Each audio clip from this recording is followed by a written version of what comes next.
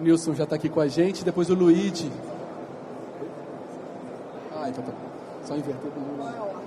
O Nilson vai começar então palestrando, depois a Beatriz palestra e convidar o Luigi aqui para fazer os fechamentos. Pode ficar aqui, por favor. Bom, pessoal, então, obrigado pela presença de todo mundo mais uma vez. A gente está, então, no terceiro painel do dia hoje. Começamos falando bastante sobre o acordo setorial, que inclusive está muito próximo de entrar em consulta pública, regulamentando, então, a logística reversa de eletroeletrônicos. E nesse mesmo painel a gente apresentou a Green Electron, que está trazendo na prática como é que a logística reversa de eletroeletrônicos está sendo implementada. E no segundo painel a gente começou bastante sobre a questão de seguranças, controle, a rastreabilidade dos eletroeletrônicos na logística reversa, que é algo extremamente importante. CETESB esteve aqui para falar da decisão de diretoria, como é que as empresas têm que cumprir esse papel. E o que a gente vai mostrar agora nesse terceiro painel é algo que vai além, que a logística reversa é o início, é o primeiro passo. E a economia circular é o que vai acontecer depois, é tudo que está por vir após a logística reversa, toda a inovação e o objetivo principal que não é só apenas a gente coletar e reciclar, dá para fazer muito mais com isso. Então eu já vou passar a palavra para o Nilson, nossa primeira palestra, em seguida a Beatriz continua e o Luigi vai arrematar a nossa discussão hoje. Obrigado, Nilson. Boa tarde, pessoal. Começar dizendo que foi com muita satisfação que a gente recebeu o convite para participar aqui. E a ideia aqui, talvez quebrando um pouquinho da sequência, é mostrar um pouco o que está acontecendo no mundo agrícola. Tá? Eu trabalho na New Holland, né? Então nós estamos lá no universo do agronegócio, né? E estamos nos inserindo dentro desse mundo aí da sustentabilidade. Então nós temos pesquisa e desenvolvimento muito dedicada para essa linha de produtos que a gente vai poder discutir um pouquinho depois. Então, apenas para posicionar aí a todos, né? A New Holland é uma empresa da CNH, tá? A CNH é o braço da Fiat de maquinaria pesada, máquinas industriais, né? Então a CNH tem alguns segmentos, segmento agrícola, segmento de construção, veículos especiais, a FPT que desenvolve toda essa tecnologia que a gente vai discutir de motores com combustão de gás, né, e que faz parte desse projeto nosso e que fornece motores para todas as outras marcas que vocês estão vendo aqui. Depois tem o Banco CNH com serviços financeiros. Então é o braço da Fiat na parte de maquinaria pesada. Tá?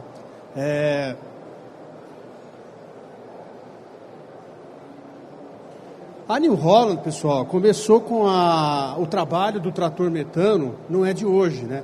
Aliás, assim, está no DNA da empresa, a gente tem muitos projetos que já foram concebidos e concluídos de combustíveis alternativos, né, dentro da empresa. Inclusive, um trator a hidrogênio, por exemplo, que está prontinho dentro da fábrica, aguardando um dia que as células caia o preço e faça isso ser economicamente viável, o produto está pronto, né? Então, após isso, a gente começou a ver com o nosso time da Europa que realmente o futuro estava no gás, né? Então, um viés da empresa de realmente ter essa pegada mais ecológica, existe uma equipe grande que trabalha só com esse tipo de projeto dentro da empresa, e nós lá em 2013 começamos a desenvolver esse trator que vocês estão vendo aqui, que é um trator movido a biometano ou gás, né? Gás mesmo de petróleo, ou dentro da nossa proposta, a gente vai ver para frente, que a gente reforça muito o uso do biometano, que faz parte do ambiente agrícola. Tá? Então esse projeto foi evoluindo, ele ficou muitos anos dentro da nossa área de inovação. A área de inovação é uma área da empresa que testa conceitos, então não tem a necessidade de realmente lançar aquele produto, ela aprova ou não para um futuro projeto. Ficou alguns anos lá dentro, foi aprovado o conceito, né? E aí a gente começou a desenvolver os protótipos. Então desde 2016 a gente já tem tratores rodando no Brasil, testando o conceito do motor a gás na nossa aplicação, que é bem diferente da Europa, né? Então muito mais pesado o trabalho das máquinas aqui no Brasil, e foi evoluindo, né? E em 2018 nós oficializamos, vamos dizer assim, o projeto dentro da empresa. como outro projeto qualquer. Agora a gente tem data para concluir, a gente tem um custo objetivo, a gente tem volume, ou seja, como qualquer outro lançamento de trator que a gente vai fazer, daqui 1 ano e meio o cliente vai chegar na revenda e vai poder escolher para um determinado trator se ele quer movido a diesel ou se ele quer movido a gás. Então é realmente um projeto em andamento. E então isso não para, né? Agora em 2019 a gente já está com uma nova geração de protótipos trabalhando no Brasil, acumulando todas as melhorias que a gente foi vendo desde aquela primeira máquina de 2013, tá? Então o projeto continua, até mais daqui 1 ano, 1 ano e meio a gente conclui o projeto e lança o produto, tá? Então aí, em paralelo ao projeto, né? A gente está imaginando que algumas coisas do mercado vão se definir. A gente tem alguns desafios que não é relativo ao produto ou à nossa marca, que tem que acontecer para o projeto vingar. Lógico, todo projeto para ser aprovado precisa de volume, né, para dar o retorno do investimento. Então a gente imagina que para uma máquina agrícola ter a aplicação do gás num volume razoável para a empresa, algumas coisas têm que acontecer. Isso que a gente quer discutir um pouquinho aqui, tá? Então, lógico, o potencial do mercado de biometano aqui no Brasil, falando do universo agrícola, ele é imenso. É uma coisa assim, no slide vocês podem ver ali, que a gente trata de vários segmentos, né? A New Holland está inserida no mundo dos sucros energéticos, ou seja, cana-de-açúcar, toda a parte de processamento de proteína animal, né? As fecularias, que são indústrias da mandioca, né, que é muito forte no Brasil, todos os óleos essenciais que nós temos mais no norte, o mundo das cooperativas também, que processa muito material orgânico, e as fazendas em si. Então, cada uma tem o seu potencial de geração de resíduos, né? E esses resíduos, uma vez dentro de um biodigestor, geram gases de composição diferente. Isso também é importante, porque a gente vai ver depois que isso influencia na performance da máquina, né? E tem mais ou menos dinheiro para investir em projeto. Então, quem está saindo mais na frente, você deve ter visto alguma notícia, já que algumas usinas de cana já estão com investimento muito pesado em biodigestor e produção de gás e de combustível metano, né? Então, elas saíram na frente, vamos dizer assim, mas a gente conta que todos os outros setores também deveriam se desenvolver para gerar um volume de negócio de tratores que justifique o projeto, tá? Então, assim, para ter uma ideia do potencial, imagino que alguém já deva ter apresentado em alguma outra palestra por aqui, nós estamos falando que se toda a matéria orgânica, né, teoria, lógico, mas se toda a matéria orgânica disponível fosse colocada dentro de um biodigestor nas propriedades rurais e transformado em combustível, quase metade da demanda de diesel do país poderia ser substituída pelo gás metano. Então é uma coisa, assim, estúpida, é muito grande. Só a usina de cana, por exemplo, se toda a vinhaça, que é o subproduto da usina, fosse colocada em biodigestor, ela seria suficiente para atender a metade do consumo, de todo o consumo de diesel do agronegócio. Então nós estamos falando de um subproduto, de um segmento que tem um potencial gigantesco. Então, assim, o potencial está aí, né? Todo mundo já está sabendo que é um bom ambiente para investir. A empresa tomou essa decisão e nós estamos fortes no projeto aqui no Brasil. Aí, o que acontece? Com relação ao trator, nós estamos trabalhando há muito tempo, né? Como vocês viram, e a gente já conseguiu fazer com que a performance do trator no motor a gás seja exatamente igual ao do motor a diesel, né?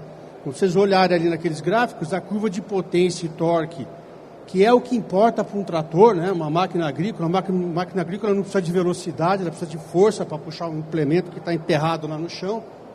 Ela precisa ter, então, muito torque e a potência. Então, assim, para quem está lá sentado na cabine do trator operando, ele não vai sentir diferença nenhuma. Ele não vai saber se o motor é a diesel ou é a gás. A não ser que ele conheça muito bem a máquina e vai ver que o nível de ruído, o barulho do trator movido a gás é muito menor do que o motor a diesel. Então, dá um conforto a mais, vamos dizer assim, na operação. Também, a gente tem o viés, lógico, ecológico, né? O motor que ele é movido a gás, quando você faz o refino do gás, o gás que sai do biodigestor, depois a gente vai ver, tem que ser purificado, vamos dizer assim, né? Ele sofre um upgrade para virar combustível. Você retira dele o CO2, ou seja, enquanto você joga no motor e queima, você não está jogando o CO2 na atmosfera, uma redução aí 80% na média. E os particulados, então, você quase zera a emissão de particulados quando você queima o gás no motor. Tá? E tem também a questão da economia, porque o custo do metro cúbico do gás produzido na fazenda, que equivale mais ou menos a 1 metro cúbico de gás, 1 litro de diesel, quando você compara com o preço do diesel na bomba, você tem uma redução aí mínima de 30%. Média aí pode ser até um pouquinho mais, dependendo da região, do custo do frete que você tem e nas regiões produtoras do Brasil que estão longe, que tem um custo de frete muito alto de combustível, essa economia pode ser ainda maior. Tá? Só que a gente ainda tem alguns desafios com relação à máquina, tá? Que é a questão da autonomia. Porque quando você pega o volume do diesel comparado com o volume de gás que você tem que consumir na máquina para rodar ao mesmo número de horas, vamos dizer assim, você tem que multiplicar por 5 a quantidade de tanques e volume na máquina. Logicamente, a gente não consegue ter a mesma autonomia, porque você tem que colocar uma quantidade tão grande de tanques que você vai, o vão livre da máquina, que é importante no agrícola, largura, altura, visibilidade, alguma coisa você prejudicaria. Então, no estágio que nós estamos hoje, nós estamos com 5 a 6 horas de trabalho sem precisar fazer um reabastecimento, tá? Que do ponto de vista do produtor agrícola é pouco. Ninguém gosta de parar a máquina ou trabalho no meio do dia para abastecer, tá? Você tem uma ideia, diesel, dependendo do tamanho do tanque que está na máquina, eles abastecem a cada 2 dias. Então, você falar em 5 horas é uma coisa que para eles não gostam muito. Mas, vamos dizer, a economia que ele vai ter com relação ao diesel, ele compensa. Mas esse é um desafio da nossa engenharia, que continua trabalhando em cima de outras soluções para aumentar a autonomia da máquina. Tá?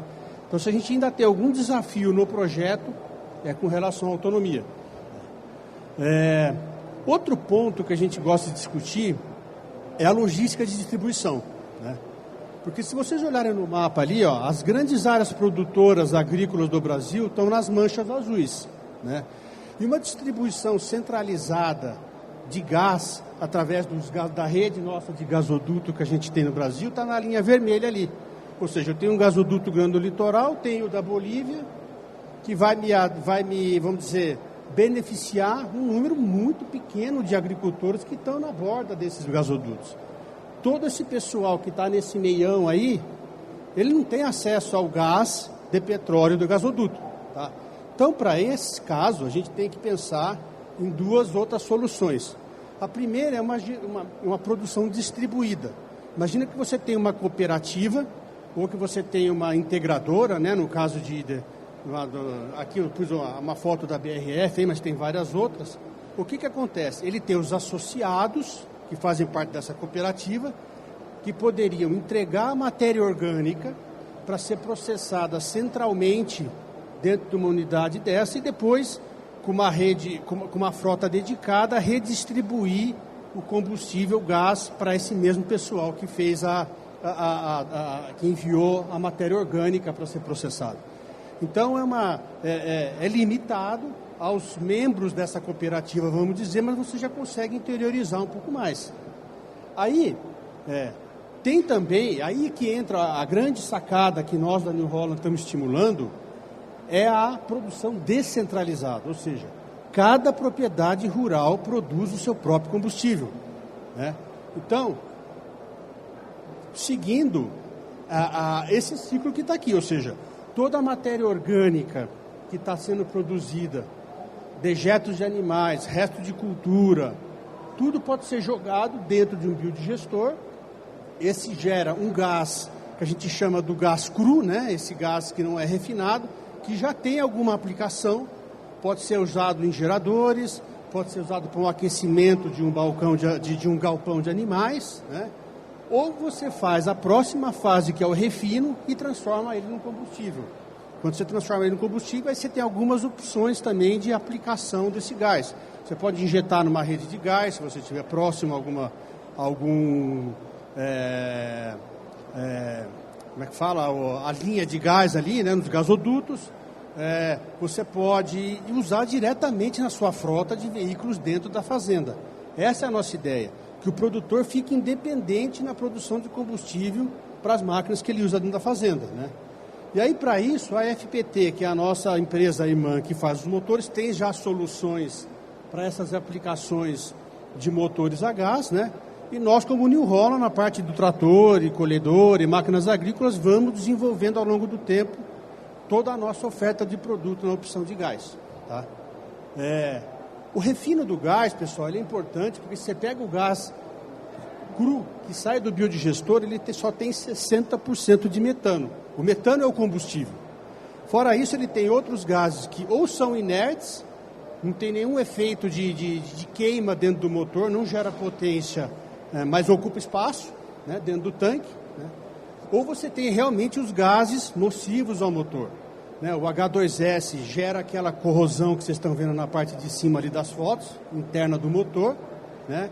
E tem também, por exemplo, o siloxano, que tem muita sílica, que pode formar um depósito de sílica, como vocês estão vendo naquele pistão ali, segurando na mão da pessoa. Então, ou seja, realmente a purificação do gás é necessária para ser usada como combustível de alta qualidade, né? A ANP, ela sugere 96,5% de pureza de metano dentro do gás, né? Que para nós, lógico, nos nossos motores, é a condição também ideal para a durabilidade, né, que tem a mesma durabilidade de um motor a diesel. Então nós também procuramos fazer com que os nossos clientes ou futuros clientes atinjam isso. Para atingir isso, tem alguns sistemas de purificação de gás. Você pode fazer desde uma lavagem simples, porque aí você tem o CO2 que combina com a água e o metano não mistura com a água, então você pode fazer uma separação via água, né? Você pode fazer por diferença de pressão, coloca num cilindro, um gás escapa antes do que o outro. Você pode fazer uma filtragem mesmo por membranas, separando os gases. E você pode fazer reação química, né, dentro desse purificador, separando o gás, depois você vai lá e recupera. Eu não vou entrar no detalhe aqui pelo tempo, mas você vê que cada uma tem as suas vantagens e suas desvantagens. Mas a grande verdade é que é o seguinte: nos gráficos abaixo, cada um se relaciona a um sistema, tá?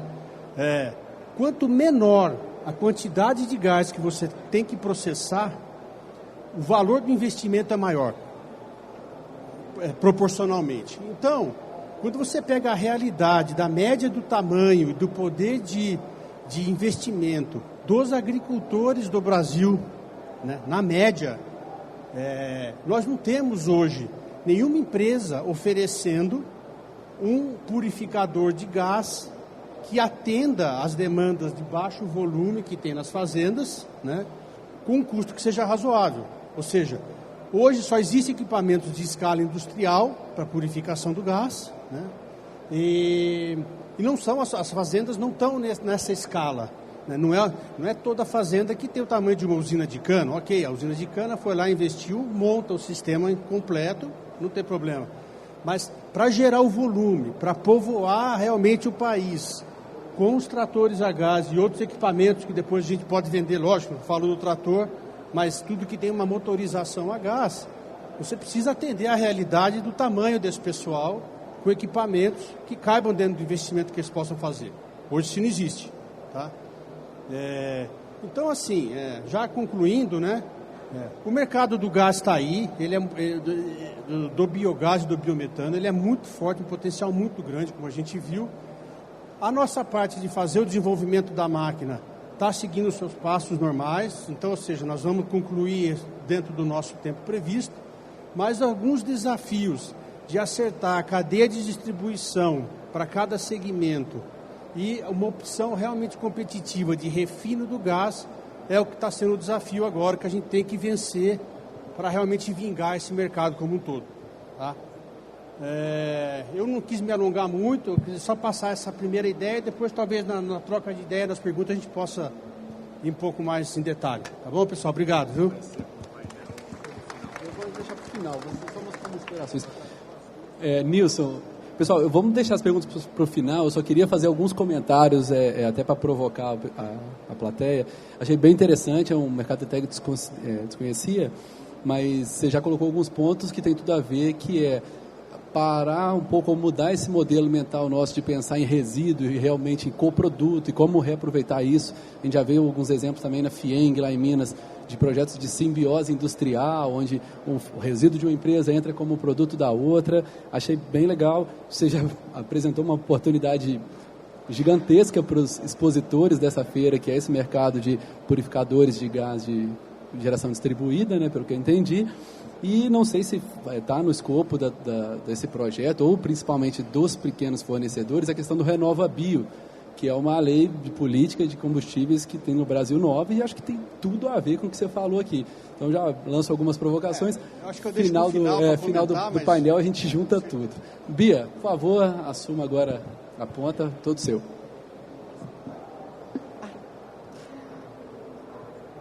Bom, eu queria comentar também, eu achei fascinante a apresentação. Eu acho que tem tudo a ver com esse nosso debate de economia circular. Porque quando a gente fala de reciclagem, transformar resíduo em matéria-prima, desenvolvimento tecnológico, não adianta se a gente não tiver todo esse ecossistema conectado. Então, você mostrou uma tecnologia de um trator, tem a tecnologia de geração de gás, tem demanda, tem um estudo de viabilidade econômica, mas isso só vai acontecer se realmente tiver esse ecossistema multidisciplinar, multissetorial, com todas as empresas engajadas. Eu acho que essa que é a grande mensagem da economia circular, esse novo modelo econômico que cresce com as indústrias mais conectadas, num olhar mais colaborativo de geração de negócio com outro modelo de produtividade. Então é isso que eu vou falar um pouco, começar um pouco sobre mitos e fatos, e falar um pouco da economia circular para o setor eletroeletrônico. E aí, olha só, parecia até que eu já sabia o que você ia falar. Criando um ecossistema favorável para a transição. Só para apresentar, a Exchange for Change Brasil nasceu em 2015 para ser um grande impulsionador da economia circular no Brasil. A gente desenvolveu uma estrutura pensando em ser ela independente, capaz de poder se comunicar e ter a flexibilidade de falar com todos os elos da cadeia, trazendo soluções globais para serem adaptadas à realidade brasileira. Então, uma frase que eu gosto sempre de comentar quando eu começo essas palestras é uma frase do Michael Braugart, que ele falou uma vez: será que estamos protegendo o meio ambiente se a gente destruir menos? A gente pensa muito no modelo de sustentabilidade, produzir mais com menos, ser mais eficiente. Mas será que a gente só não está retardando o processo de desgaste dos recursos naturais? E eu acho que essa pergunta é a grande base. Por que a gente precisa de um novo modelo macroeconômico de crescimento, né? E a gente está vivendo uma nova era. A gente fala que na evolução da sociedade sempre tem várias mudanças. E quando que acontece uma mudança de era? Quando vários acontecimentos nos levam a novos padrões de consumo, novos padrões de produção, novas formas de se relacionar, empresa-consumidor. Então é a nova era, a era da conectividade, a era digital, onde o mundo está cada vez mais interconectado, globalizado, e por isso a grande pergunta: como que os negócios vão ser geridos dentro dessa nova conectividade? E a gente tinha um modelo de crescimento baseado na obsolescência programada, né? Então eu vou fazer um produto para quebrar rápido, para o produtor vender de novo para aquele mesmo consumidor. Mas na era da conectividade, uma competitividade enorme, será que o consumidor vai voltar para aquele mesmo produtor ou ele vai acabar voltando para um outro? Então essa é uma outra base do porquê da economia circular. Esse modelo de obsolescência programada não faz mais sentido dentro dessa nova realidade de um consumidor que a gente fala promíscuo, que está ali com o dedo na internet, procurando tudo, acessando tudo, falando bem, falando mal.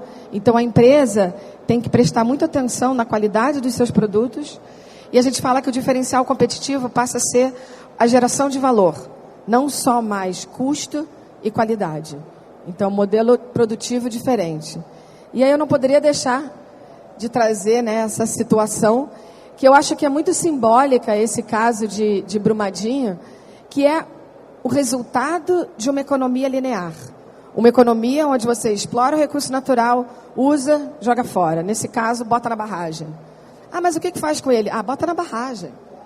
1 ano, 2 anos, 10, 50 anos, uma hora, a barragem vai explodir. Então, eu acho que esse foi uma grande demonstração de que a gente precisa realmente repensar o modelo produtivo e começar a pensar numa economia onde não se gera resíduo, onde o resíduo é matéria-prima para uma outra cadeia produtiva, porque a gente não quer mais acidentes como esse, que está trazendo danos ambientais, perdas de vida, né, e um grande impacto de posicionamento para todo mundo. Então, ser eficiente, respeitar o meio ambiente e ser socialmente responsável não garante mais a sobrevivência do seu negócio. A gente precisa de um novo mindset de negócios. E é isso que a economia circular traz. E o primeiro mito que todo mundo diz é que a economia circular vai resolver todos os problemas da economia linear. Ela não resolve o problema. Ela redefina o sistema, ela muda o sistema e evita o problema. Então, aqui eu acho muito interessante esse aspecto visual que mostra a pirâmide de valor. Então, aqui é a economia linear, a gente produz para ter a fase de uso, o produto no seu valor máximo lá em cima. Depois que você usa, joga fora, não tem mais valor. Então, o que a economia circular provoca? Um repensar do modelo produtivo, onde a gente tenta manter e recuperar o valor dos produtos e das matérias-primas por um tempo mais prolongado. Então, a gente vê aqui o reuso, a redistribuição, a remanufatura, a reciclagem vem na base da pirâmide. Só que o interessante aqui é, se você tem um ciclo de material fechado, você eventualmente não vai precisar mais extrair recursos naturais. Então, essa é a grande visão desse novo modelo econômico, que a gente cresce desconectado da exploração dos recursos naturais. Então, não é produzir mais com menos, é produzir diferente. A gente vai continuar crescendo, vai continuar colocando o produto no mercado, mas a gente vai consumir de forma diferente. Então, ser eficiente não é mais suficiente. E tem já uma relação direta dos benefícios da economia circular com mudanças climáticas. Então, esse foi um estudo que mostrou que todos os compromissos nacionais assinados na COP21 vai levar a diminuição da temperatura a atingir 3 graus Celsius. Então, a gente ainda tem um gap aí que a gente precisa solucionar. E é através dos modelos de negócio da economia circular que a gente vai conseguir reduzir esse gap. O interessante é que a gente vai ter a COP25 agora no Chile, aqui pertinho da gente. E uma das mensagens é exatamente que os governos precisam considerar as estratégias de mudanças climáticas com a economia circular inserida dentro desse pensamento. Então, a COP25 está sendo chamada a COP da ação. Então, vamos sair da conversação para a ação, porque já tem 25 anos que a gente discute mudanças climáticas e está na hora de colocar as soluções na prática. Então, basicamente, a gente teve em 2018 3 grandes marcos para a economia circular, que eu tentei resumir aqui. O primeiro foi que todas as diretrizes europeias, elas viraram lei na Europa. Então, já é um projeto de lei, é um direcionamento para as empresas. Então, não é mais só uma pesquisa, uma tendência, é um direcionamento do crescimento macroeconômico. Ponto 2. Diretrizes financeiras estão sendo discutidas para a economia circular. Se a gente muda de produto para serviço, se a gente cria todo um ecossistema para favorecer uma nova matéria-prima, um novo combustível, a gente precisa recalcular os indicadores de retorno de investimento. 3 grandes bancos da Holanda já se reuniram e produziram algumas diretrizes financeiras para esse processo de transição. E, por último, já está sendo discutido a questão técnica de criação de uma norma ISO de economia circular. E a gente teve a chance de participar da primeira reunião, que foi agora em Paris. A Bini estava lá, com o Josué sendo representante, e fomos a única delegação da América Latina. Então, todos os outros países eram da União Europeia, e foi uma discussão muito interessante. Então, agora vai começar todo esse processo de criação de norma ISO. E como que a gente relaciona, então, esse modelo de crescimento para o setor de eletroeletrônico. Eu trago aqui os dados de um relatório do RAP, que é um dos nossos parceiros, é uma empresa da Inglaterra, que eu achei muito impactante. Primeiro, os resíduos eletroeletrônicos crescem 3 vezes mais rápido que o resíduo pós-consumo. Se a gente acha que todo aquele lixo que a gente gera na nossa casa, que está espalhado pelos oceanos e pelas ruas, é muito, multiplica por 3. Essa é a quantidade de resíduo eletroeletrônico gerado. Só que tem um dado curioso, que eu consegui me conectar bastante com isso. 60% dos consumidores da Inglaterra tem resíduo eletrônico guardado na gaveta. Porque a gente não sabe o que fazer. Precisamos de mais postos de coleta do Green Electron, né? Então, aquele consumidor mais consciente, ele guarda na gaveta. Não sei o que fazer, guarda na gaveta. Então, a gente tem aí um material guardado na casa das pessoas que a gente poderia processar, recuperar. E aí, esse diagrama, ele mostra justamente esses novos modelos de negócio, e eu faço uma provocação ali. Na economia circular não há logística reversa, porque não existe fim de vida, não existe resíduo. O modelo de negócio já é pensado para aquele material circular, para ele ter uma nova vida, para ele ser remanufaturado. Então você já começa desde o design do produto pensando o que vai acontecer com ele depois. Você aproxima a cadeia, você traz o varejo junto do processo produtivo, porque o varejo pode ser o ponto onde une os consumidores para trazer e receber produtos, de repente para o reuso, para a remanufatura, para fazer uma venda através de colocar o produto no mercado como um serviço e não como um produto. Então é esse tipo de abrangência que o Henrique colocou, que é muito mais amplo do que só pensar em logística reversa. Opa! E aqui mais alguns dados interessantes que mostram justamente essa tendência de pensar esses novos modelos de negócio. Então aqui, por exemplo, os celulares. 48% dos celulares novos estão substituindo celulares ainda funcionais. Até que celular é fácil da gente ver, que a gente sempre passa para alguém, né? Passa para o filho, passa para o primo, não joga fora um celular funcional. Mas o interessante desse relatório é que ele mostra que, às vezes, muitos resíduos eletroeletrônicos são levados para o centro de triagem como resíduo que poderia ser tratado, poderia ser reaproveitado e colocado no mercado novamente, como os holandeses sempre falam, o segundo uso. Então, tem o primeiro mercado, o primeiro uso e o segundo uso. E essa nomenclatura é sutil, mas é interessante porque a gente dá outro valor, né, ao produto. O produto usado a gente não quer, mas o mercado do primeiro uso e o mercado do segundo uso, se tem uma garantia, se tem uma qualidade, o consumidor olha com um olhar diferente. E aqui ele fala por que os produtos são retornados para as lojas. E aí fala que 57% é por conta de alguma falha no produto, 15% não foi bem aquilo que eu pensei. Então tem muitos produtos também que chegam no varejo que a indústria tem que dar conta, recuperar e colocar no mercado de novo. E outro dia estava conversando com o setor de eletrodoméstico e eles falaram que quando uma geladeira, por exemplo, é comprada pelo mercado online e por algum motivo o consumidor retorna, ele já abriu a caixa, ele já tirou a caixa, vai para o caminhão, volta para a loja, já está toda arrebentada. Não dá mais para reutilizar aquela geladeira e às vezes ele simplesmente não gostou da cor, ele tem 15 dias para trocar no mercado online. Então, está aí uma oportunidade de um produto que poderia ser colocado no mercado novamente.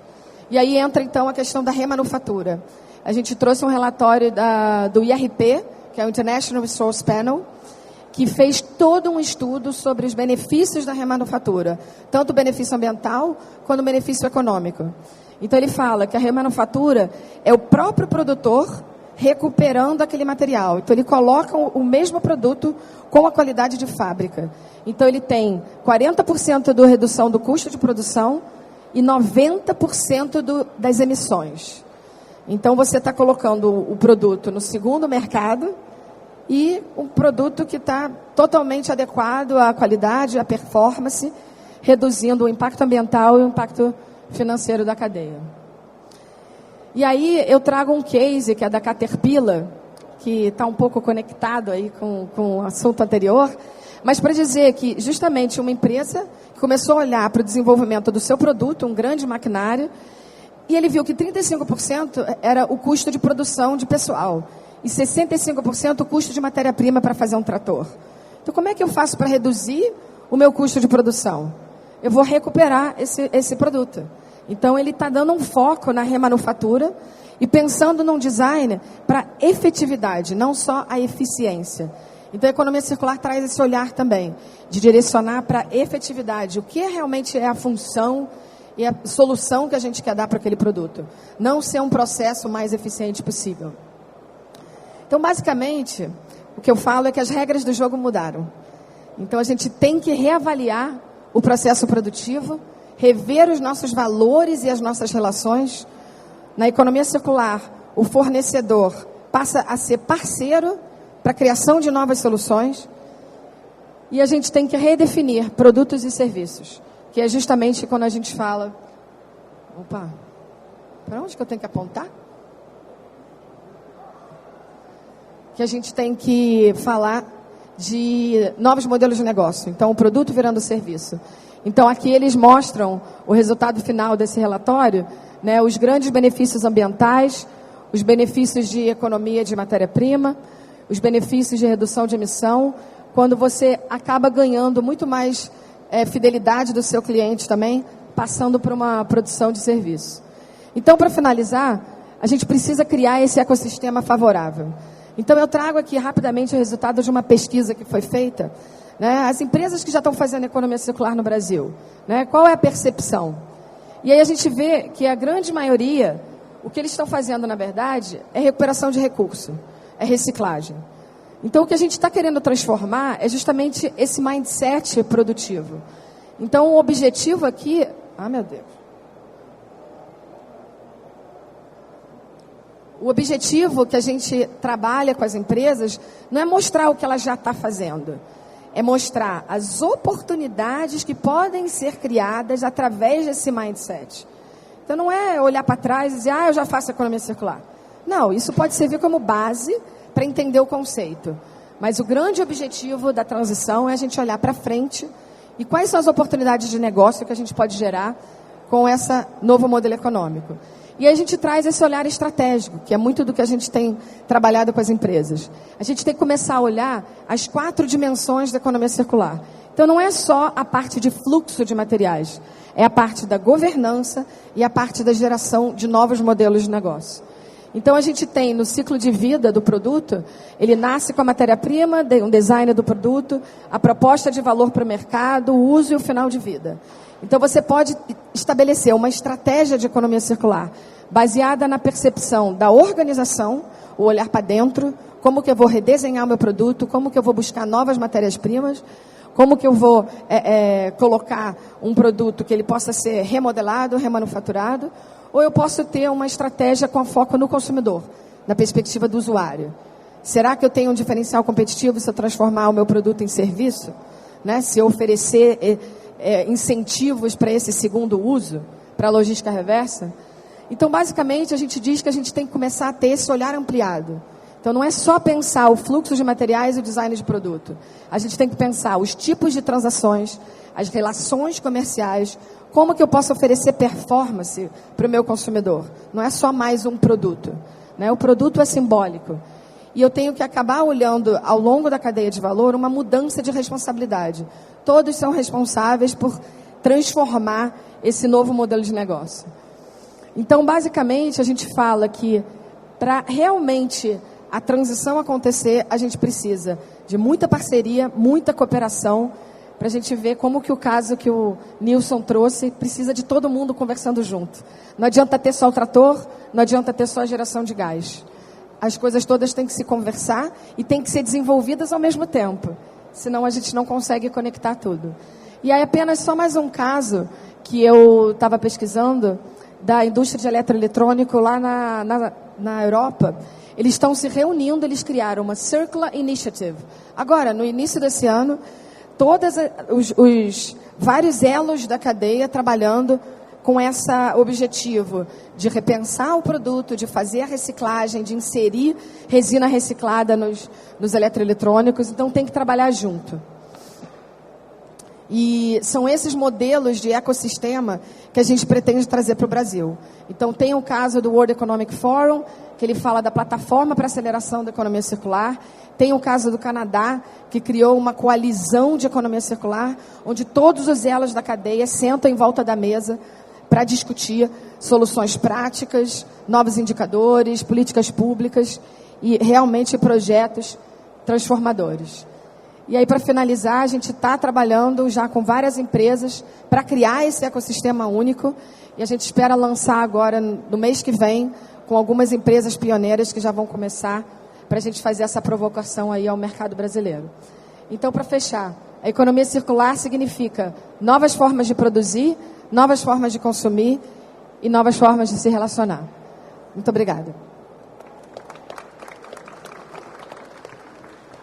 Obrigado, Bia. Foi realmente muito bom. Parabéns pela palestra. Tem tempo que não via uma sua. Mas trouxe bastante conceitos e exemplos práticos do que dá para fazer, do que dá para ser feito. Até, como eu disse, logística reversa numa visão de economia circular não faz nem sentido. É mais um passo educativo para a gente chegar num negócio que é muito maior. A própria Green Electron tem inovação como conceito. No Brasil, a gente tem práticas já de circularidade no setor de eletroeletrônicos. E o engraçado é a questão da gaveta. Nas palestras da manhã, a primeira que o Ademir fez, ele começa a apresentação dele justamente com um monte de gaveta cheia de eletroeletrônicos. E é justamente isso. A gente sabe que o consumidor quer fazer, quer participar e precisa a gente divulgar, a gente mostrar que dá para fazer. Então, demos o primeiro passo, tem muita coisa ainda para ser feita. Eu anotei algumas coisas para comentar, vou deixar para o final, como todo mundo. Vou pedir para o Luigi, então, fazer mais uma fala dele agora, encerrando e amarrando isso tudo. Obrigado, Luigi. Obrigado. Bom, boa tarde a todos. Vou tomar liberdade aqui. Eu acho nosso bate-papo aqui com relação ao Instituto, ele toma um rumo um pouco diferente no aspecto da visão da indústria, da visão do comércio e parte um pouquinho para a política pública. O Instituto trabalha essencialmente na construção de políticas públicas que vão conseguir mudar a maneira como a gente atua. Do lado do privado, a gente tem um conceito muito comum, que é obter o maior possível lucro, mas os impactos ambientais e impactos sociais a gente quer socializar, quer dividir. Então a política pública é o caminho mais lógico de a gente conseguir regrar de alguma maneira, através de leis, estabelecendo parâmetros onde a responsabilidade de fato seja compartilhada e que cada um assuma o seu papel, o cidadão, a empresa, a indústria, a associação, o ministério, o parlamentar, o prefeito e assim sucessivamente todos os agentes que estão envolvidos com relação aos resíduos. O resíduo não é um problema da gestão pública, ele é um problema de todos. A gestão pública pode levar a uma solução que se perenize a ação.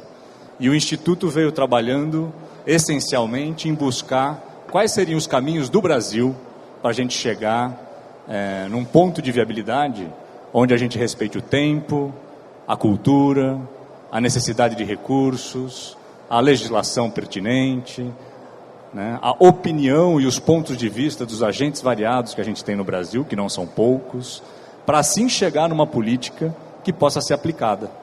Política pública não é uma boa ideia. Política pública é a capacidade da boa ideia em se tornar legislação, lei e ser seguida.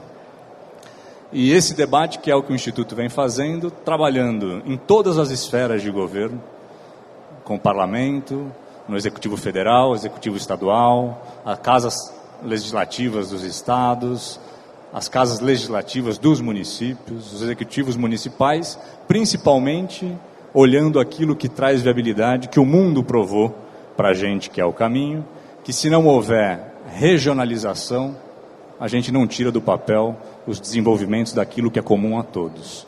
A regionalização, como o Newton comentou aqui, de achar clusters e desenvolver metodologias onde eu agregue, que é o conceito de cooperativa, também serve para o público. E existem leis específicas que são os consórcios públicos. O Instituto sempre namorando a inversão e o ajuste para que a gente tenha um projeto diferente do que tem hoje, que não entrega e não atende à lei, foi buscar nos principais problemas dos municípios, a ajuda necessária que eles precisam para tirar do papel. O saneamento, no seu nome já diz, saneamento básico, é o tema primordial e o grande problema que o país enfrenta.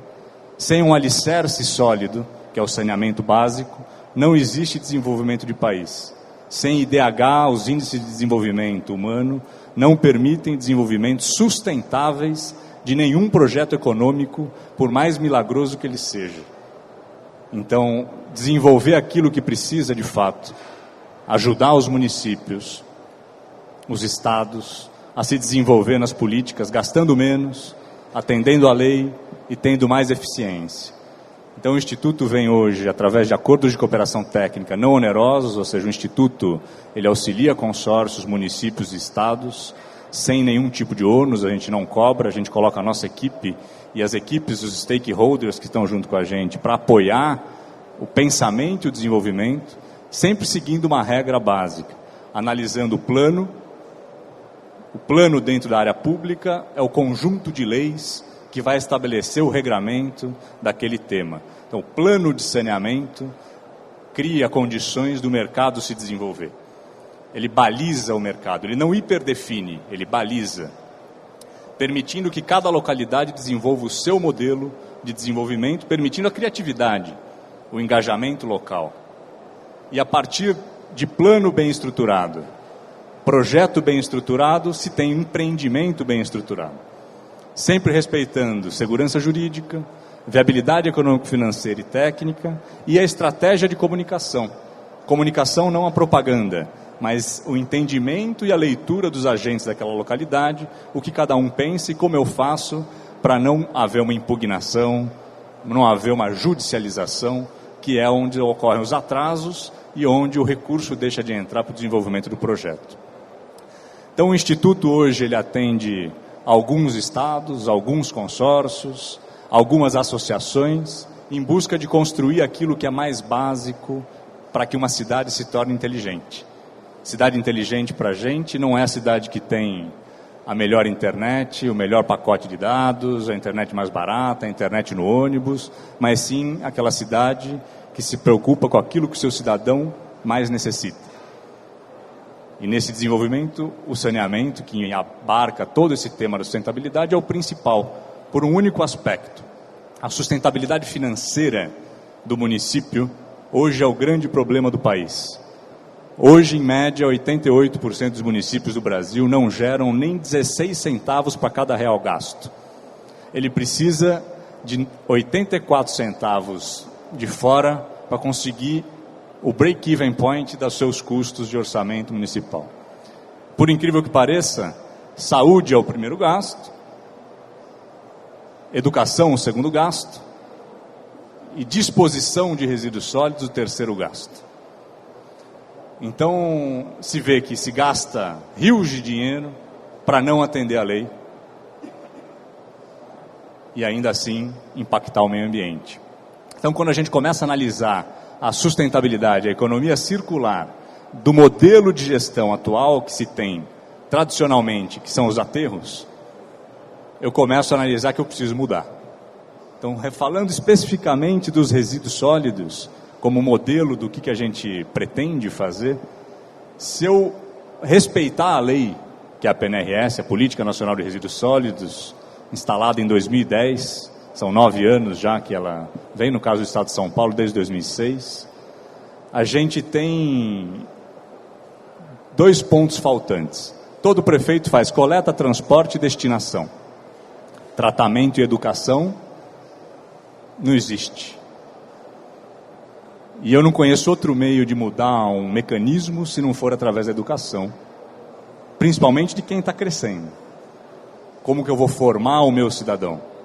Como esse cidadão vai consumir? E o tratamento, por sua vez, é onde eu crio os mecanismos e a cultura de valorização. Seja ela energética, seja ela de reinserção de materiais, em todas N variantes de tecnologia que existem, possíveis, de mitigar o impacto ambiental dos resíduos sendo aterrados. Mas não é só mitigar o impacto ambiental. A partir do momento que eu crio a estação de tratamento, eu separo simplesmente aqui, para a ordem da nossa lógica, seco e úmido em 50%, 50% em média, variando de região para região. 50% do úmido, eu concordo que pode gerar gás, que pode ir para o aterro, que já gera gás, pode ir para a compostagem, pode virar adubo dentro das usinas de cana, e tudo aquilo que a tecnologia vai continuar a se desenvolver, mostrando os caminhos para a gente. E o seco, por sua vez, esse não vai para o aterro. Então, de imediato, com o tratamento, eu reduzo em 50% o orçamento do município com aquela despesa fixa de disposição de resíduos em aterro. E, além disso, eu tenho a possibilidade de gerar receitas acessórias vendendo os recicláveis, gerando os créditos dos recicláveis, que hoje já é uma verdade, vai tender cada vez mais no Brasil a isso se tornar uma coisa do cotidiano, não mais vanguardista. E o resíduo daquilo que não é passível de ser reciclado, seja por normativa, porque tem coisa que a Anvisa não autoriza, tem coisa que o mercado ainda não entendeu que pode reinserir, tem coisa que a tecnologia não avançou a ponto de desconstrução de tipos de plástico para poder reinserir numa cadeia. Enquanto isso não evolui, esse material que iria para o aterro tradicionalmente, você transforma hoje em combustível derivado de resíduo urbano, onde você mitiga o impacto ambiental do aterramento. Para cada 1 quilo de resíduo não enviado para o aterro, é economizado 1,3 kg de emissão de CO2 no ambiente. Então, a gente acaba, como instituto, tentando sempre avaliar aquilo que tem mais impacto financeiro, porque quando eu tenho o 3º orçamento no estado de São Paulo inteiro, com destinação, o meu impacto é que eu estou tirando o professor da escola, eu estou tirando o médico do posto de saúde, porque o orçamento de todas as cidades é comum. Não tem divisão orçamentária. Então, quando a gente começa a pensar na cadeia para o cumprimento da lei e começa a responsabilizar todos os atores e a conscientizar o papel de cada um dentro dessa solução, é como o Instituto vem trabalhando, e acredito que com muito empenho e com muita mediação e paciência, conseguindo evoluir da maneira correta, com alicerce sólido, para tirar do papel projetos que de fato economizem para os municípios, gerem emprego, gerem renda, criem uma economia criativa e uma economia circular que traga um acalento hoje na geração de emprego que é tão necessária e mitigue o impacto ambiental por consequência. Então é isso que eu queria falar para vocês, agradeço a oportunidade, muito obrigado. Luigi, parabéns, muito interessante, realmente acho que ajuda a fechar. A gente teve 3 palestras aí com pontos de vista até diferentes e complementares. Tem uma visão agora muito interessante do poder público, como que isso realmente pode afetar as cidades. Inclusive a gente concorda plenamente, até não uma crítica, mas uma sugestão que a gente tem debatendo com os associados já sobre economia circular, é que se a nossa política de fato fosse pensada, tivesse sido pensada já em economia circular, ela não deveria nem se chamar Política Nacional de Resíduos Sólidos, deveria ser mais uma Política Nacional de Recuperação de Recursos, faria até mais sentido, e a gente falar de recursos e rejeitos, acabar com essa ideia de resíduos, que até a Bia mostrou como exemplo, o Nilson também. Eu vou abrir então já para perguntas, eu tenho também uma série de comentários, mas vou já plateia, quem quiser até já tiver alguma pergunta, a gente leva o microfone para poder começar, independente de qual palestrante. Tem mais um microfone? A gente tem mais um microfone?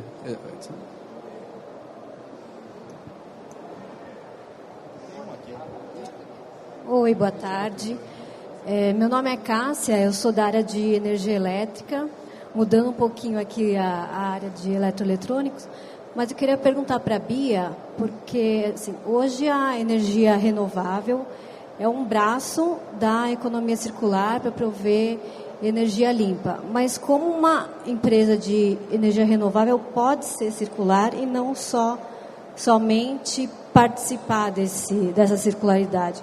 Mudando algum processo interno, com fornecedores, e também como vender isso numa empresa para ela que, de fato, seja circular e não somente faça parte desse ciclo todo.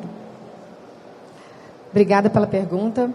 Uma das bases da economia circular é justamente a gente direcionar para matérias-primas e energias renováveis, justamente para a gente continuar circulando e não ter perdas. Então, a gente costuma dizer que a economia linear, ela traz muitos riscos aos negócios. Então, começa-se com uma questão de escassez de recursos naturais, de grande volatilidade da matéria-prima, a obsolescência programada, a cadeia desconectada, que gera altos custos, falta de transparência. Então, a transição para a economia circular visa você evitar esses riscos para o seu negócio.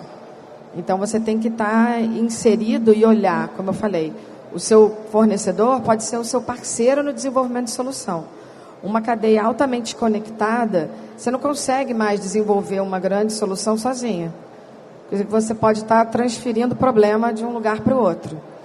Agora, uma empresa só por estar produzindo uma matéria-prima renovável, não necessariamente ela já é circular. Porque como que ela está lidando com os seus fornecedores? Como que ela está colocando os seus produtos no mercado? Então, tem a necessidade, como que ela está trabalhando a sua cadeia de valor? Então, você tem que olhar internamente e externamente, que é um pouco das dimensões que eu falei.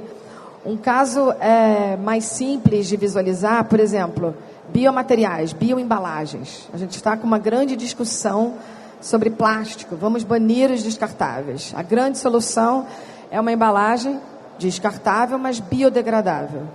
Se você não criar, que é quase que a história que o Nilson trouxe para a gente, se você não criar toda uma coleta de resíduos orgânicos, de compostagem, não adianta nada você colocar aquela solução, aquela tecnologia isolada no mercado. Então, é preciso de ter toda a cadeia de valor conectada. Então, o olhar para as indústrias, que a gente sempre fala, é um olhar de ganhar um diferencial competitivo. De você se colocar no mercado de forma diferente, a gerar uma agregação de valor ao seu consumidor, um algo mais, e gerar a fidelidade do seu consumidor. Porque nesse mundo altamente competitivo, ele vai para outro, né? Então, é mais ou menos isso. Não é tão simples, não. Tentar equilibrar agora. Alguém tem mais uma outra pergunta? Talvez para o Nilson ou o Luigi. Porque eu já tenho alguns comentários aqui a fazer. Eu queria perguntar. Eu tenho acompanhado. Primeiro, eu sou piracicabano, então eu vivo trator desde a infância, né? Caterpillar, New Holland e as demais sempre. Eu sou exalquiano lá. Então somos a família inteira de exalquiano. Mas o que eu tenho acompanhado, a gente atende no Instituto a Cocal Energia, e a Cocal Energia é a empresa que implementou um programa de desenvolvimento do gás do vinhoto, que é o resíduo, é a lixívia do processo de produção do açúcar e álcool. E agora está sendo construído um ramal da Transbrasiliano, da Gás. E no caso da usina, a gente tem estudado exatamente como a usina pode servir de apoio ao tratamento dos resíduos orgânicos, certo? Aproveitando o mesmo sistema de gaseificação do vinhoto, que é uma matéria até mais complexa do que a própria matéria orgânica, para gerar o gás dentro das usinas, criando um novo mercado para as usinas que hoje são mais energéticas, seja para o açúcar no nosso corpo ou para a energia do ambiente, mas agora também no tratamento de resíduos. Saber se essa relação está criada com a New Holland, se não já é um convite, e se vocês pensaram nos veículos híbridos. Porque me preocupa pensar em gás, e o gás que tem um potencial de geração energética gigantesco, e a gente não pensar nos veículos movidos a eletricidade de fato, e não a gás, por tudo que você falou de autonomia, se a empresa está pensando também nos tratores movidos à eletricidade. Bom, primeiro com relação à Cocal, conhecemos bem o projeto, inclusive esse trator que eu falei de 2019 está lá em Presidente Prudente, né? Ele começa a trabalhar em 2 semanas dentro das operações de cana, para a gente ver a performance dele também dentro de uma usina, com os implementos e com a demanda do trator necessária, né? Isso que você falou também, muito interessante da usina, de repente, absorver matéria orgânica de outros meios dentro do seu biodigestor, para ser um prestador de serviço, não sei se a gente pode colocar assim. Isso já acontece muito, né? Os poucos clientes que nós temos que já têm biodigestor recebem matéria orgânica de várias indústrias da região, joga dentro do seu biodigestor e gera gás. Nós temos, por exemplo, em Castro, no interior do Paraná, um cliente nosso que tem um biodigestor e ele pega resíduo da cervejaria que está em Ponta Grossa ali do lado, né? Ele pega carcaça de animais de frigoríficos, de repente também, sangue, processa muito sangue de frigorífico. Então, essa prestação de serviço, a gente pode chamar assim, já está começando a acontecer para essas poucas unidades que já fazem o refino e o processamento e o refino do gás para depois gerar combustível. E com relação à eletrificação, né, sim, nós temos projetos de eletrificação dentro da empresa, muito mais por enquanto dentro da parte de veículos leves, né, das automotivas, porque realmente a quantidade de baterias que você teria que ter num trator, ok, trator precisa de peso, mas nós ainda não conseguimos fazer com que ficasse viável numa máquina pesada, de trabalho pesado, a eletrificação, né? Então a gente começou pelo gás e no futuro, conforme a tecnologia vinda da automotiva vá permitindo a gente aplicar na agrícola, a gente vai começar também com veículos híbridos. Pena que os meus colegas da FPT já tiveram que sair, eles poderiam dar alguma ideia de que realmente já tem alguns, tem etanol com gás, tem etanol com diesel, tem elétrico com etanol. Muitas tentativas estão sendo feitas dentro da indústria, na parte deles, para tentar atender essa demanda futura aí. Mas estamos falando de alguns anos ainda para frente.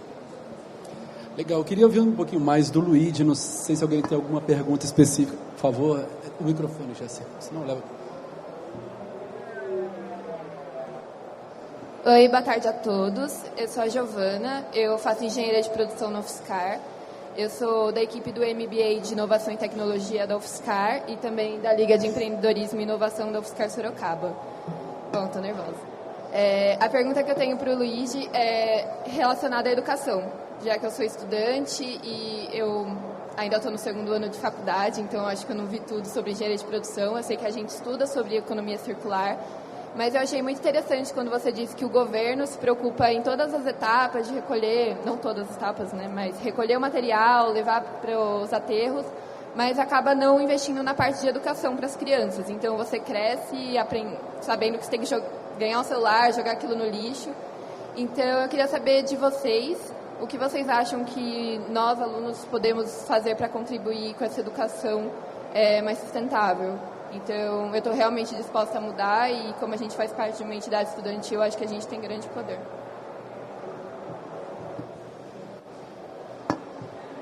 Então, desculpa, você falou qual universidade? Da UFSCar?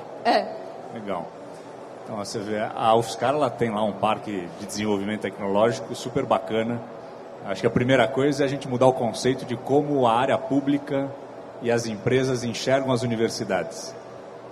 Acho que essa primeira relação é a principal. Mas eu sempre brinco, e nas reuniões eu trabalhei algum tempo no Estado, construindo a política pública atual do Estado de São Paulo. E é uma brincadeira que eu sempre fazia, por que nenhuma universidade que está para ensinar tem um sistema de coleta exemplar? Se eu for na UFSCar, o campus não faz a separação. Se eu for na Unesp, no cluster de resíduos sólidos, não faz separação. Então, ou seja, a gente é muito bom no discurso e acaba sendo muito fraco na ação. E, infelizmente, só tem um jeito do ser humano aprender, que é com exemplo. Então, de fato, o exemplo que a gente dá é o que vai mudar de fato. A melhor educação é o exemplo. Eu acho que o governo ele tem um papel importante na educação, mas mais importante do que viabilizar a educação é criar meios de engajar a sociedade para que ela construa a mudança. Ela tem que construir a mudança que ela deseja.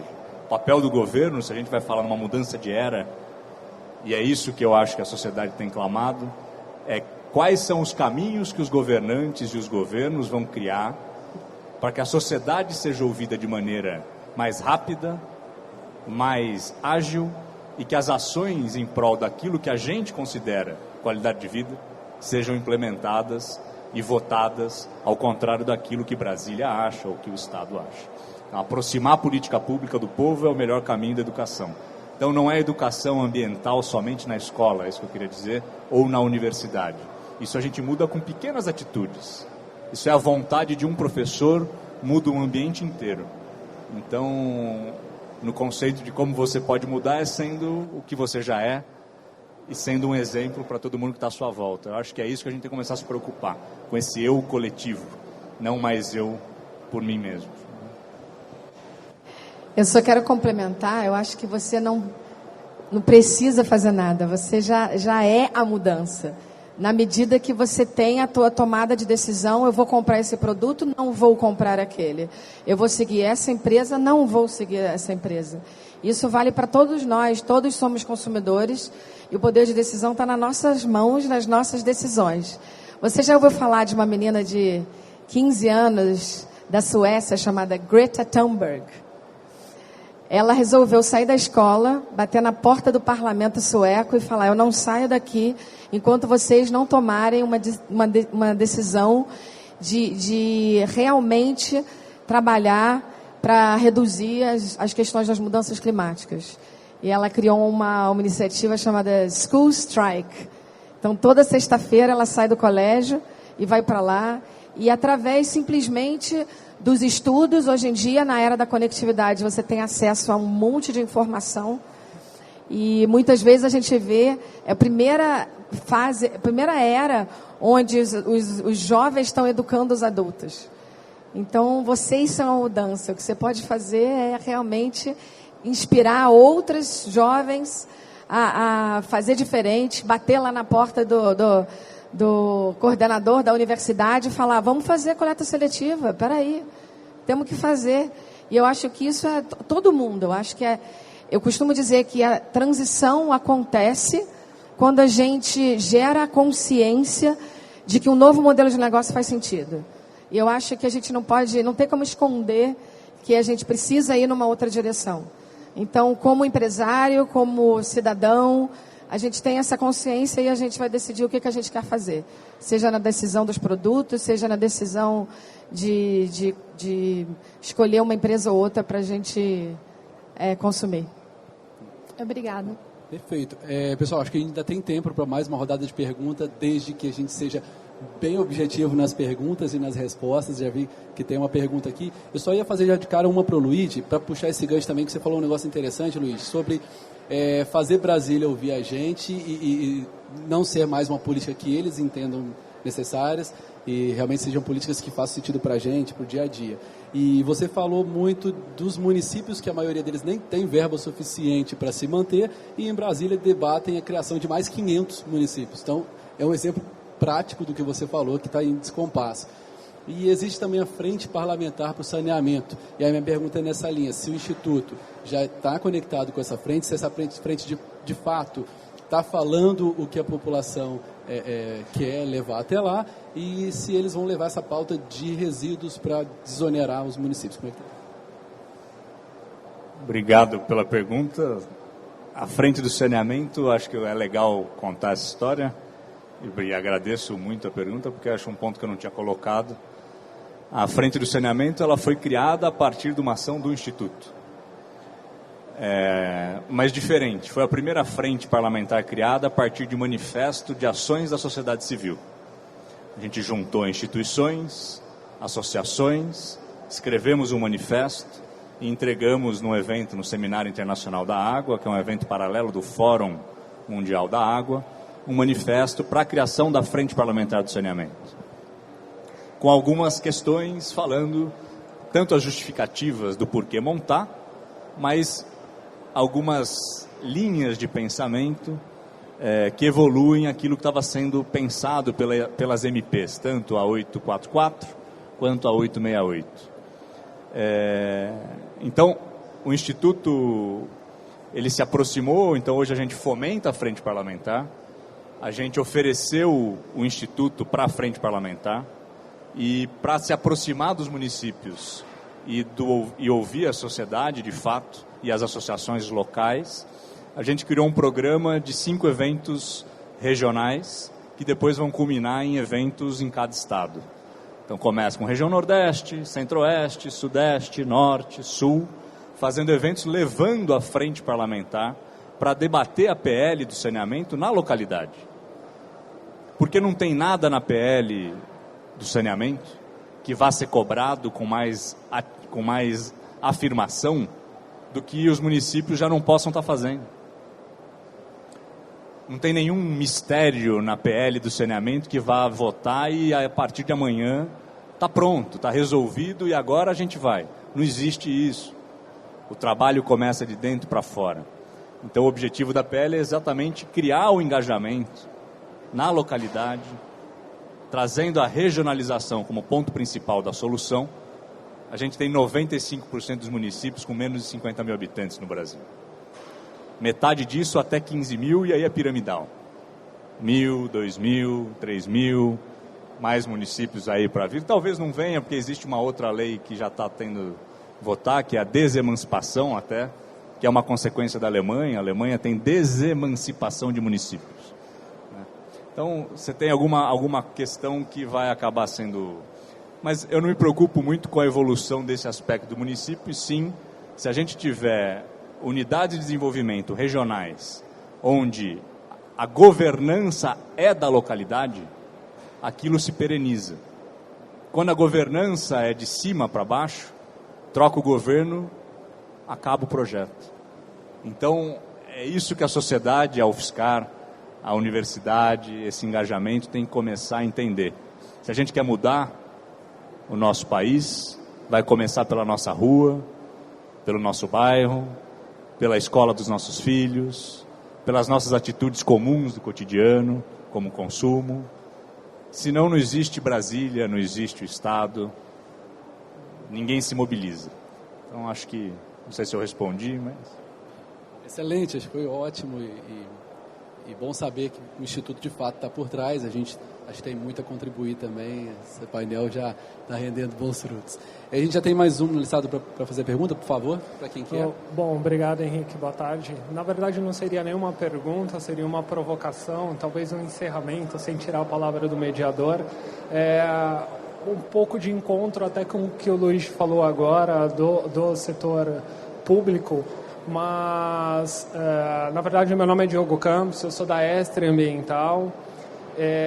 Me vi em todos os pontos, porque a gente faz a captação do metano, então gera energia como biogás, tem a triagem mecanizada, hoje onde o rejeito também vira o combustível derivado de resíduo, e toda a parte reciclada da triagem mecanizada, a gente quer desenvolver a economia circular, e também tem a parte da ABINE na manufatura reversa. Então é muito interessante essa palestra. E a provocação que eu deixo mesmo a Estre executando cada ponto desse, ou tendo capacidade, ela não faz nada sozinha. Então, nós dependemos um do outro. Eu acho que todos que estão aqui, que são de indústrias, é mais uma provocação de união, de a gente usar expertises onde cada um tem a sua expertise, a sua demanda, entender e se unir. Não criar uma concorrência, porque acho que isso afeta toda a parte de logística reversa também. Tá? Então, é mais essa provocação aí da gente se unir aqui, cada vez mais.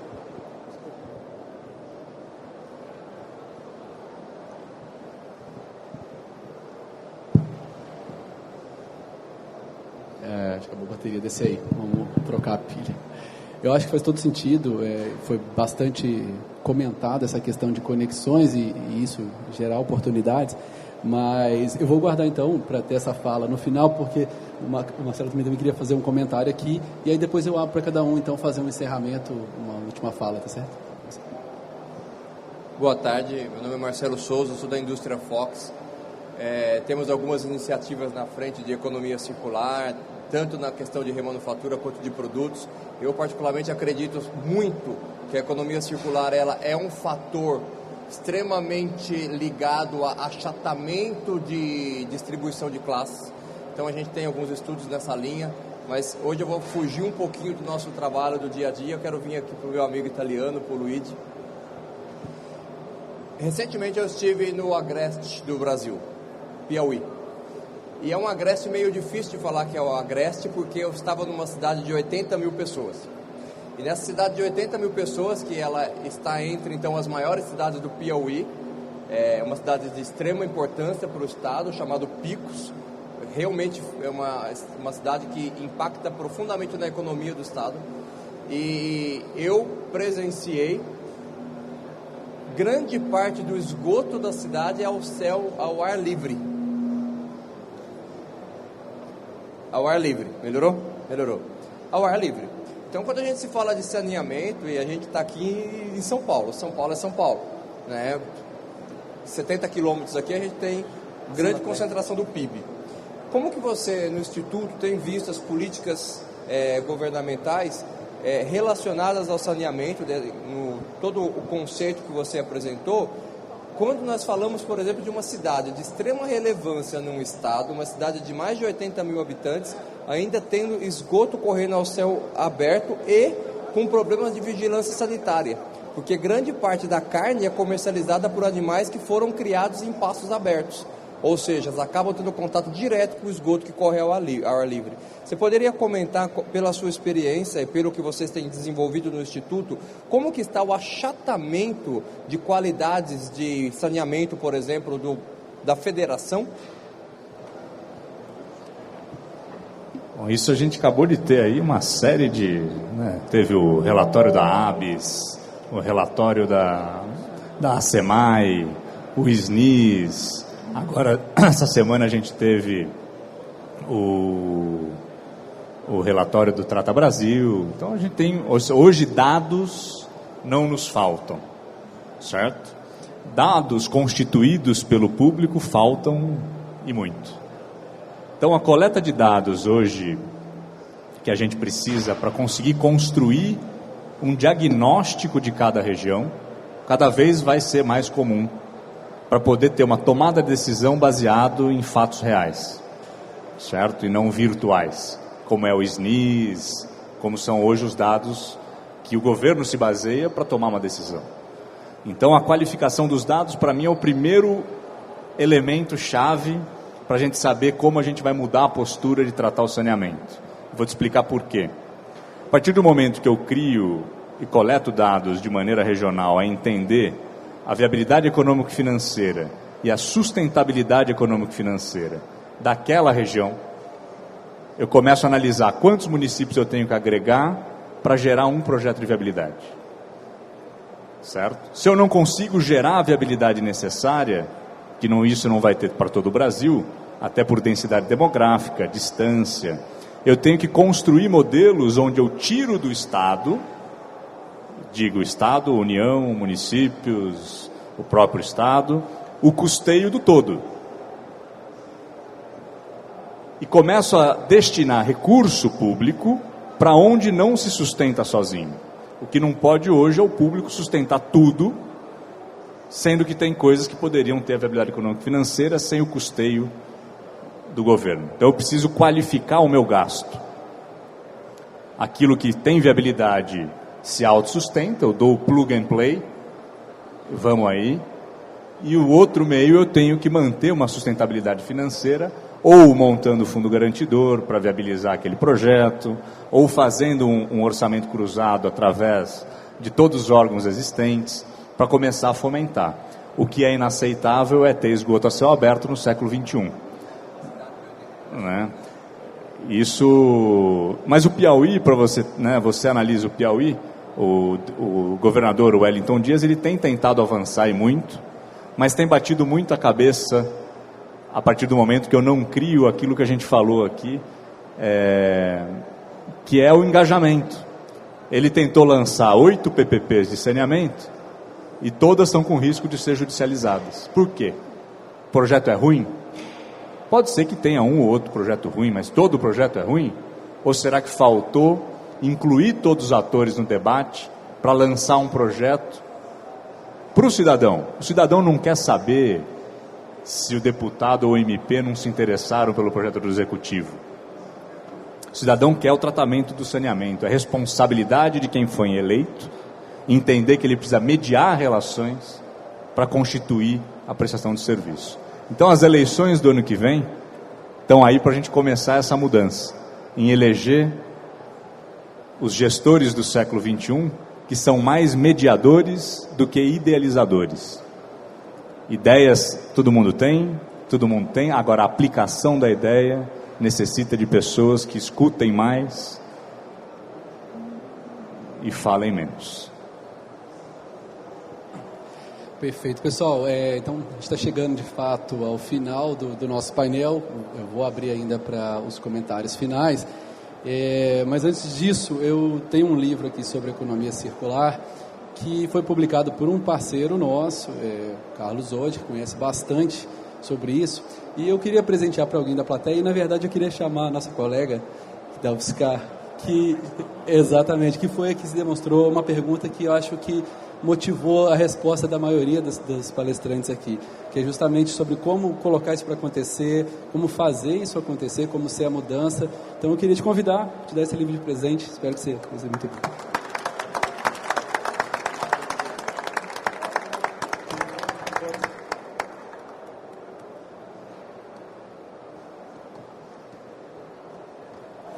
E agora sim, Nilson, se você pudesse começar então para a gente fazer um encerramento, umas conclusões, reflexões. Muito rapidamente, eu acho que a palavra que para nós aqui da indústria faz muito sentido é a do ecossistema, né? Construir, pegando um pouco do gancho do que você falou, dos vários elos, né? Da minha cadeia de fornecedor, dos meus clientes, das empresas parceiras que tem que entrar na jogada para fazer o negócio acontecer. Isso a gente tem que fazer virar realidade para que realmente a gente dê o passo adiante e torne essa, no caso da minha palestra, o motor a gás uma realidade. E só lembrando uma coisa, a economia circular também se aplica à minha máquina. Eu estou criando um produto que ecologicamente é correto, mas dali a 10 anos depois ele vai se tornar um ferro velho. O que eu vou fazer com 20 toneladas de metal, de borracha, de vidro, de plástico, de componente eletrônico que está lá dentro? Então, eu me coloco também dentro desse processo, dizendo, olha, eu tenho que dar uma destinação para o meu trator e para a máquina agrícola. Eu tenho que jogar num ferro velho e deixar aquilo lá degradando e poluindo, no final. Então, mais ou menos isso. Obrigado pela oportunidade, obrigado ao convite e a gente se vê por aí. Obrigado. Bom, eu queria só agregar, resumindo todas as informações, pegando na fala do nosso colega ali. Eu acho que a gente resume a transição para a economia circular em uma nova governança. O Luigi falou muito disso também, materializar as soluções. A grande fala do cenário de economia circular hoje em dia é less talk, more action. Então, a gente já sabe o que tem para fazer. A gente tem que pegar e fazer. Então, a gente tem que se reunir, sentar em volta da mesa e colocar soluções na prática, numa região, numa determinada localização. Porque o Brasil é imenso, cada região é diferente. Então, a gente tem que trabalhar com o que tem naquela região. E eu acho que as empresas têm que estar abertas para falar e sentar em volta da mesa sem ficar aquele jogo de empurra e puxa, empurra e puxa. Porque o que a gente vê muito no acordo setorial é todo mundo colaborar, responsabilidade compartilhada. Responsabilidade compartilhada é um empurra e puxa. Entendeu? Então a gente tem que criar esses ecossistemas, e é isso que a gente está até propondo, de criar esse ecossistema. Isso vem muito do trabalho que a gente vem fazendo nos últimos 4 anos. A gente fala com um elo e fala com outro. Então tem que ter um elo conector que vai engajar todos os elos da cadeia. Não adianta só reunir um setor. A solução é multissetorial. Então, se a gente está falando de gestão de resíduo, tem que ter a grande marca, tem que ter o reciclador, tem que ter o produtor de resina, tem que ter o gestor de resíduo. Então, não adianta só você colocar uma planta automática para fazer a reciclagem, se não tem a grande marca comprando o reciclado, e se não tem o reciclador ali fazendo um modelo produtivo que seja economicamente viável.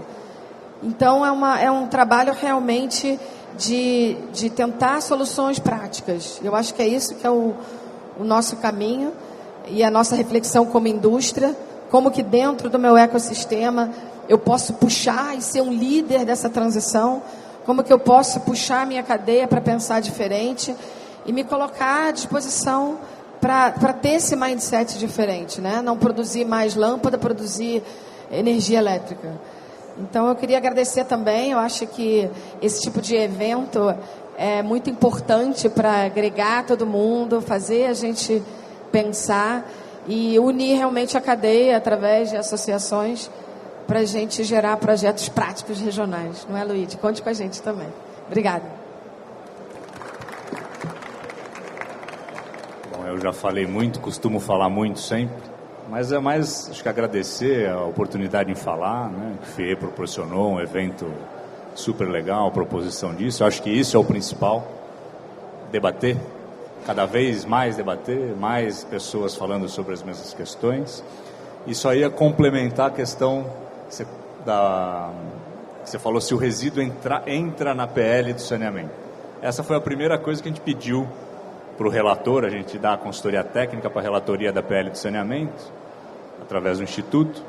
E a primeira coisa que a gente falou, saneamento são 4 temas, não são 2. Então a MP 868 falava de água e esgoto, e a PL do saneamento vai falar de água, esgoto, drenagem e resíduos em toda a sua totalidade, de uma maneira mais balizadora e menos definidora, né? Talvez seja uma lei muito boa para a gente testar se esse discurso que a gente fala se aplica, trazendo melhores resultados. O Instituto está à disposição de todos. Acho que depois, até através do FIE, a gente vai distribuir alguma coisa dos eventos que a gente faz também, conjuntamente. E agradecer a oportunidade e os ouvidos, principalmente. Obrigado. Eu vou tomar a liberdade como moderador para fazer também uma última fala, e aí agora em nome da BINE, representando de fato o setor de eletroeletrônicos, e qual que é o nosso ponto de vista em relação a isso. A gente tem conversado muito com os associados, inclusive tem um grupo de trabalho que a gente criou para ter um posicionamento do setor eletroeletrônico nacional sobre a economia circular. A gente já está maduro o suficiente para isso. E no nosso ponto de vista, o Brasil, a indústria eletroeletrônica brasileira, tem tudo para ser uma referência em economia circular no mundo. A gente tem uma condição aqui no Brasil que realmente não se repete em muitos países, porque a gente tem um mercado consumidor muito grande, a gente tem os fabricantes aqui dentro também e um parque de reciclagem também no país capacitado. E em outros países você não enxerga isso. Normalmente o país ele tem um consumo forte, mas não fabrica lá. Ou então ele fabrica, mas recicla em outro local. Então, essa condição do setor eletroeletrônico de ter o consumo, a fabricação e a reciclagem no mesmo território permite que a gente realmente seja um líder em economia circular no mundo. A gente já tem práticas aqui inovadoras de reinserção de material de eletroeletrônico para fabricar eletrônicos novos. Temos modelos de negócio de empresas, no caso de impressoras, que vendem já serviço de impressão ao invés da impressora, que é um dos modelos de negócio da economia circular.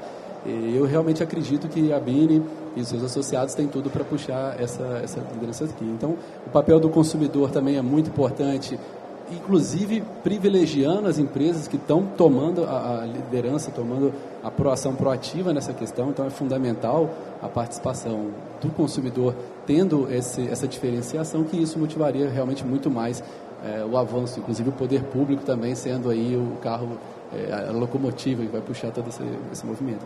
E fica para mim uma última fala, uma última frase que eu acho que resume o que vocês mostraram. E acho que tem a ver, a gente na Feira da Indústria Eletroeletrônica foi falado muito de conexão entre os setores, multissetores, e que conexão gera oportunidade. Então eu acho que esse é um pensamento que me vem à cabeça e a gente podia encerrar com ele nosso painel. Agradeço de novo a presença de todos vocês. Vou pedir mais uma salva de palmas para os palestrantes. Obrigado a todo mundo pela presença e a gente continua no evento.